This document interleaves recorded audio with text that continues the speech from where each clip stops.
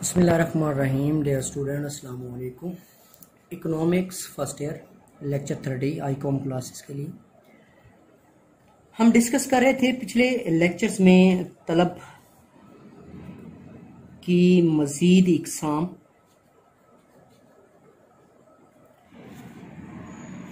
जिसमें हमने आमदनी लचक और मतकाते लचक के बारे में हमने डिस्कस किया था। क्रॉस इलास्टिसिटी ऑफ डिमांड और इनकम इलास्टिसिटी ऑफ डिमांड के बारे में हमने पढ़ा था। इस चैप्टर में मैंने आप लोगों को स्टार्ट में बताया था कि ये जो हमारा चैप्टर नंबर 3 चल रहा है, इसमें तलब और रसद दोनों के तस्वुरात बयान किए गए हैं। हमने तलब के टॉपिक को ख़त्म कर लिया है। हमारा आज से टॉपिक है रसद, सप्लाई। रसद के बारे में मैं आपको बताऊं, रसद का मतलब होता है शय को बेचना, शय की वो मिकदार जो एक बेचने वाला शख्स मार्केट के अंदर बेचने के लिए तैयार है, जितनी क्वांटिटी बेचने के लिए तैयार है, उस शय की रसद सप्लाई कहलाता है। क्योंकि तलब का ताल्लुक शय को खरीदने से होता है, खरीदार से होता है, और बेचने का ताल्लुक रसद यानी जो बेचने वाला है, रसद का ताल्लुक बेचने वाले से होता है। किसी शय की वो मिकदार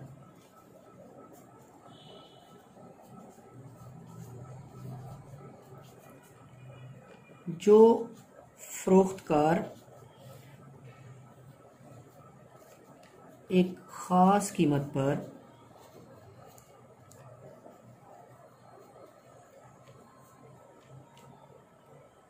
बेचने के लिए तैयार हो, रसद कहलाती है। ठीक है। Quantity of A commodity which a producer is ready to sell at a specific price is known as रसद। एक होता है जखीरा, स्टॉक। जितनी क्वांटिटी पैदा होती है, किसी भी शय की जितनी क्वांटिटी पैदा होती है, वो दो हिस्सों में डिवाइड हो जाती है। या तो उसे बेचा जाता है या उसे स्टॉक करके अपने पास रख लिया जाता है। मिसाल के तौर पर एक शख्स के पास 500 मन गंदम पैदा हुई है। ठीक है। उस 500 मन गंदम में से उसने 300 मन गंदम बेच दी है, बेचने के लिए तैयार है या बेच रहा है, और 200 मन गंदम उसने अपने पास सेव करके रख ली है।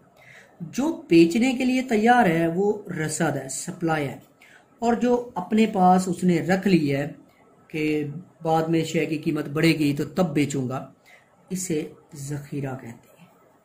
ये बहुत ही इंपॉर्टेंट शॉर्ट क्वेश्चन है। What is the difference between stock and supply? किसी शय की वो मिकदार जो फरोख्तकार एक खास कीमत पर बेचने के लिए तैयार हो, वो सप्लाई है। और किसी शय की वो मिकदार जो पैदा होने के बाद पैदाकार के घरों में, गोदामों में, दुकानों में बेचने के लिए रख दी जाती है कि बाद में बेचा जाएगा, उसे स्टॉक कहते हैं। ठीक है जी। फर्क समझ आया होगा आपको, जखीरा और रसद में क्या फ़र्क होता है। मैं आपको बुक से दिखाता हूँ जखीरा और रसद में क्या फ़र्क है। इंपॉर्टेंट शॉर्ट क्वेश्चन है, बहुत बार पेपर में भी आ चुका है। जखीरा और रसद में फ़र्क यहाँ पे देखें जी। रसद का मफहूम 30 लेक्चर है हमारा यहाँ पर। रसद से मुराद किसी शय की वो मिकदार जो एक ख़ास कीमत पर किसी ख़ास वक्त में किसी खास कीमत और बेचने के लिए मंडी में पेश की जाए, वो रसद है। बेचने के लिए तैयार हो बेचने वाला, वो रसद। मसलन अगर मंडी में आटे की कीमत 10 रुपये फ़ी किलोग्राम हो और इसकी कीमत पर 1000 किलोग्राम आटा फरोख्त के लिए पेश किया जाए, तो हम कहेंगे कि आटे की रसद है। ठीक है। जिस तरह हमने पीछे पढ़ा था कि किसी भी शय की तलब का इनासार उस शय की कीमत पर होता है, इसी तरह किसी भी शय की रसद का इनासार भी शय की कीमत पर होता है। जब कीमत ज्यादा होती है तो बेचने वाला शय की रसद को बढ़ा देता है, शय को ज्यादा मिकदार बेचेगा। देखिए वहां हम पढ़ते थे किसी शय की तलब का इनासार शय की कीमत पर होता है। कीमत ज्यादा होती है तो तलब, यानी तलब का ताल्लुक खरीदने वाले से था, रसद का ताल्लुक बेचने वाले से है। अब रसद का इनासार कीमत पर है।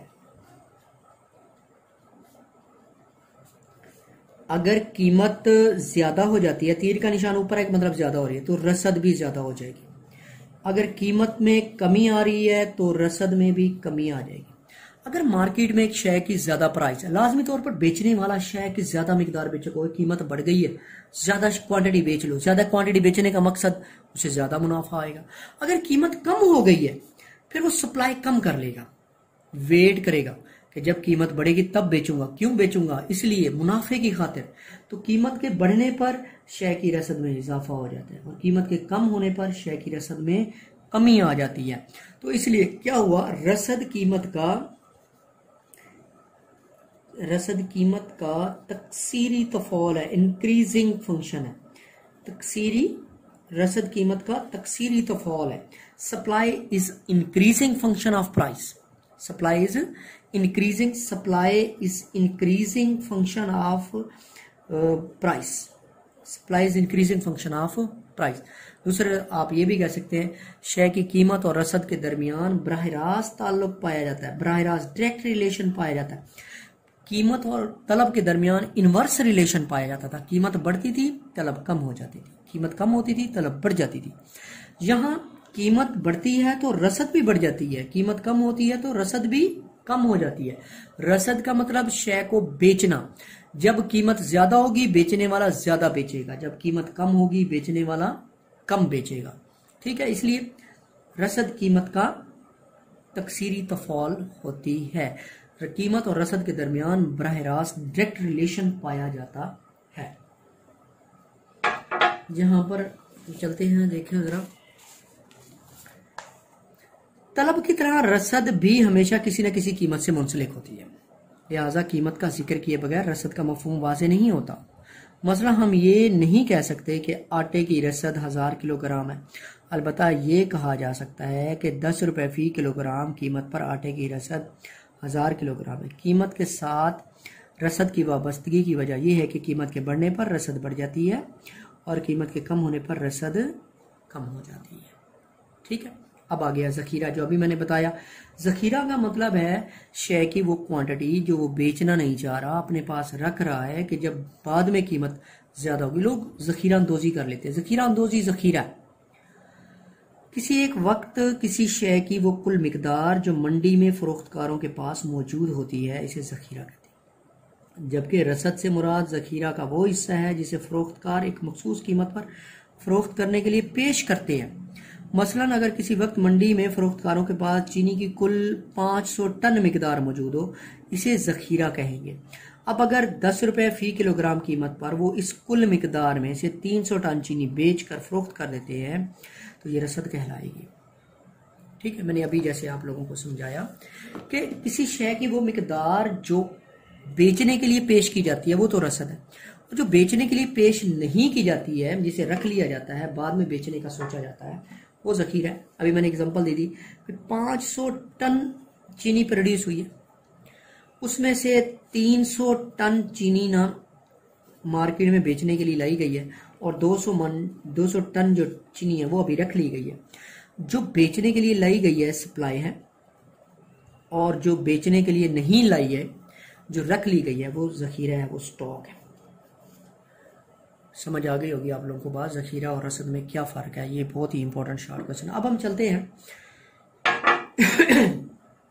रसद की इकसाम की तरफ। रसद की इकसाम को हम दो तरह से देखेंगे। एक हम देखेंगे रसद की इकसाम अरसे वक्त के लिहाज से। अरसे वक्त के लिहाज से रसद की इकसाम। Kinds of supply according to time period. ठीक है, 3 तरह की रसद होती है इसमें। एक होती है योमिया रसद। योमिया रसद, इसको बाजारी रसद भी कहते हैं। Daily market supply, daily market supply. दूसरा होता है अरसे कलील की रसद। अरसे कलील की रसद, short period supply. Short period supply, और थर्ड वन होता है जी अरसे तवील की रसद, long period supply, long period supply. क्या बताया? अरसे वक्त के लिहाज से रसद की जो इकसाम है वो ये है, क्या है? Daily market supply, short period supply और लॉन्ग पीरियड सप्लाई। ठीक है, अब हम इनको एक एक करके डिस्कस करते हैं। सबसे पहले बाजारी रसद या योमिया रसद क्या है? बाजारी रसद अमूमन एक दिन या इससे कुछ कमोपेश वक्त पर मुश्तमिल, कुछ ऐसी चीजें होती है जो डेली बिकने के लिए लाई जाती है, डेली उनकी प्राइस जो होती है वो फिक्स होती है। ठीक है, अगर कीमत बढ़ जाए या कीमत कम हो जाए, ऐसी अशिया की रसद पर कोई असर नहीं पड़ता, जो डेली वाली होती है। तो देखें, बिहार से लोग सुबह सुबह बेचने के लिए जाते हैं जी, क्या बेचते हैं? दूध बेचने के लिए जाते हैं, सब्जियां बेचने के लिए जाते हैं मंडी में, फल बेचने के लिए जाते हैं जी, मछलियां बेचने के लिए जाते हैं रोजाना की बेस पर। अब जो दूध बेचने के लिए आ रहा है उसे मार्केट में अभी तक प्राइस का नहीं पता होता। जो फिश अपने फॉर्म से फिश निकाल के बेचने के लिए आ रहा है, अभी तक उसे नहीं पता कि आज मार्केट में फिश की प्राइस कितनी होगी। डेली उनकी प्राइस डिटरमिन होती है। अगर प्राइस मार्केट में बढ़ भी जाए या कम हो जाए, ऐसी अशिया की रसद पर कोई असर नहीं पड़ता। जैसे हमने ऊपर पढ़ा था कि प्राइस बढ़ने पर रसद बढ़ जाएगी, योमिया रसद पर नहीं होगा ये अप्लाई। ठीक है, देखिए अब एक शख्स है जी, वो मछलियां पकड़कर मार्केट में आ गया मछली मंडी में बेचने के लिए, तो क्या मार्केट में अगर उसे पता चलता है कि फिश की प्राइस में इंक्रीज हो गया है, तो वो सप्लाई इंक्रीज नहीं कर सकता, फौरी तौर पर शय की रसद को नहीं बढ़ा सकता, क्योंकि मछलियां लाने में उसे 1-2 दिन का अरसा दरकार है। वो जाएगा, फिर मछलियां पकड़ेगा। फिर इस तरह एक शख्स है, वो दूध बेचने के लिए आता है। जब वो मार्केट में आया तो उसे ये पता चला है कि प्राइस तो दूध की बढ़ गई है, दूध की प्राइस बढ़ी है तो सप्लाई बढ़ानी चाहिए। वो सप्लाई फौरी तौर पर नहीं बढ़ा सकता। ये भी नहीं है वो दूध बेचने के लिए आया और प्राइस कम हो गई है तो वो दूध वापस लेके चला जाएगा, ऐसा भी नहीं है। मैं दूध आज कम बेचूंगा, बाकी कल आके बेच, ऐसा भी नहीं कर सकता। जितनी क्वांटिटी वो ला चुका है उसे बेचनी पड़ेगी, चाहे कीमत कम हो जाए चाहे कीमत ज्यादा हो जाए। इसलिए अरसे ये योमिया रसद जो होती है, बाजारी रसद जो होती है, इसकी जो भी अशिया होती है, इनकी रसद गैर लचकदार होती है। इनकी रसद में कमी पेशी नहीं, कीमत के साथ इनका कोई रिलेशन नहीं होता है। अमूमन बाजारी अरसा अमूमन एक दिन या इससे कुछ कमोपेश वक्त पर मुश्तमिल होता है। इस अरसे के दौरान किसी शय की रसद में इजाफा या कमी करना मुमकिन नहीं होता। अभी मैंने यही बताया, ना तो आप इनकी रसद को बढ़ा सकते हैं, ना ही इनकी रसद को कम कर सकते। गोश्त, फल, सब्जियां वगैरह की रसद बाजारी रसद कहलाती है, क्योंकि इन अशिया की रसद में फौरी तौर पर कमी पेशी करना मुमकिन नहीं होता। लिहाजा बाजारी अरसे में किसी भी शय की रसद गैर लचकदार होती है। गैर लचकदार जिसमें तब्दीली ना की जा सके, गैर लचकदार हो गया। ठीक है जी, अब चलते हैं जी अरसे कलील की रसद। अरसे कलील से मुराद इतना अरसा लिया जाता है जिसमें किसी शय को बनाने के लिए नए कारखाने तो नहीं लग सकते। यानी इतना टाइम पीरियड नहीं है कि अगर शय की कीमत बढ़ गई है तो हम शय की रसद भी बढ़ा लें, इतना टाइम नहीं होता। ठीक है, इतना टाइम नहीं है कि हम शय की कीमत बढ़ गई है हम रसद भी बढ़ा लें, इतना टाइम पीरियड नहीं है। हाँ, अलबत्ता क्या कर सकते हैं, ज्यादा मजदूर लगा सकते हैं। पुराने कारखानों में पैदावारी गुंजाइश हो तो पैदावार बढ़ा सकते हैं, ज्यादा मजदूर लगाकर, डबल शिफ्ट लगाकर, गोदामों से माल निकाल कर शय की रसद में इजाफा किया जा सकता है। ये अरसा कलील, थोड़ा अरसा है।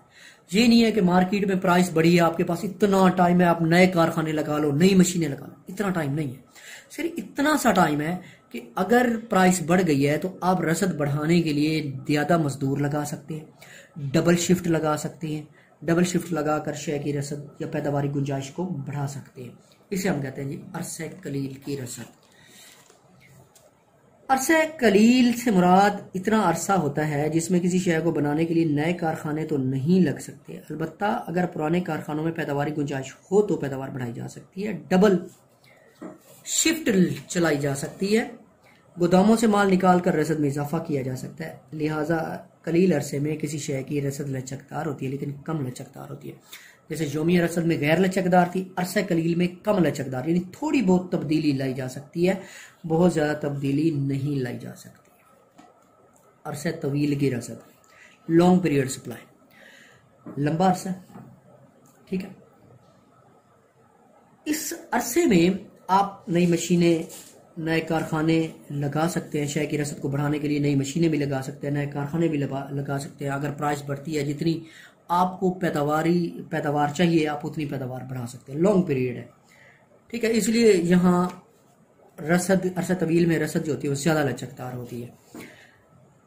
तवील अरसे से मुराद लंबा अरसा होता है।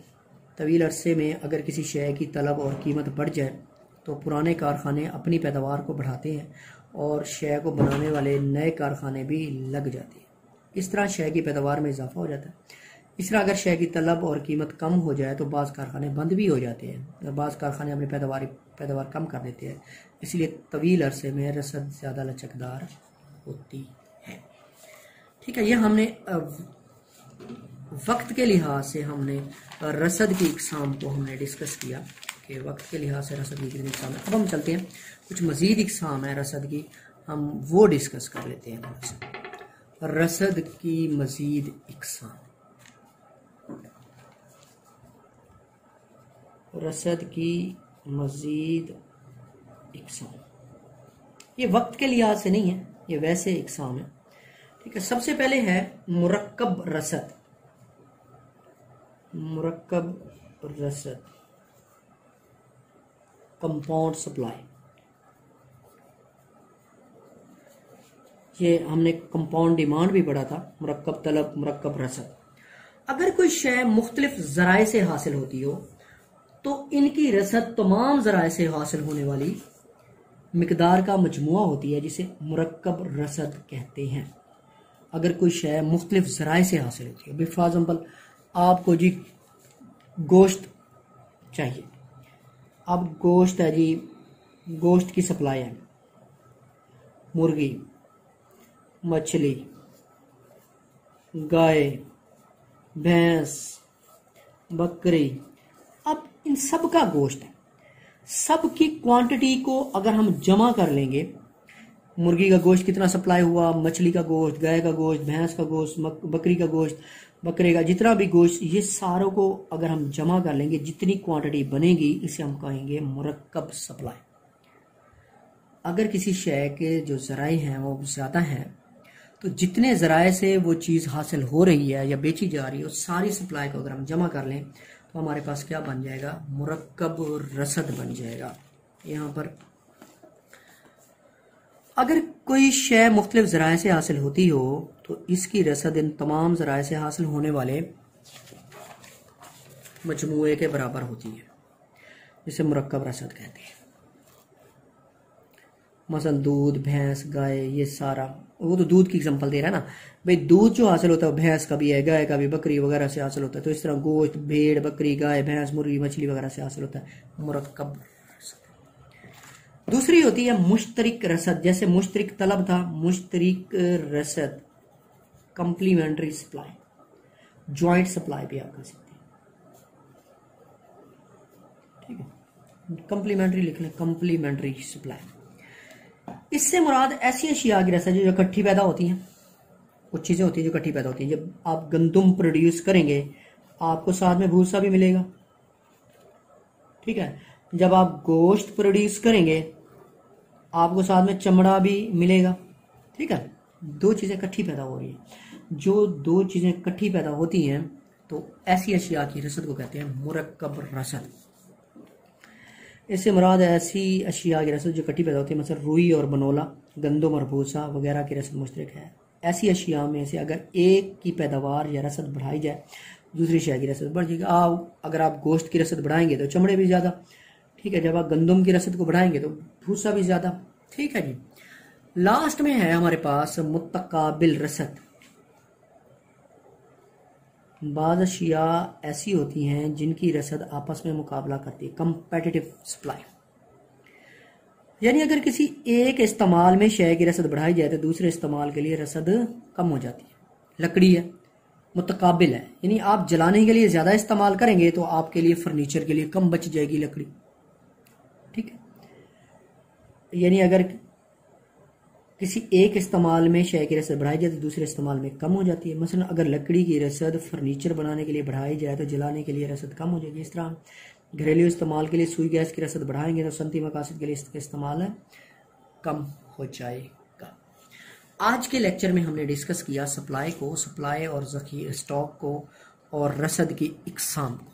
ठीक है जी।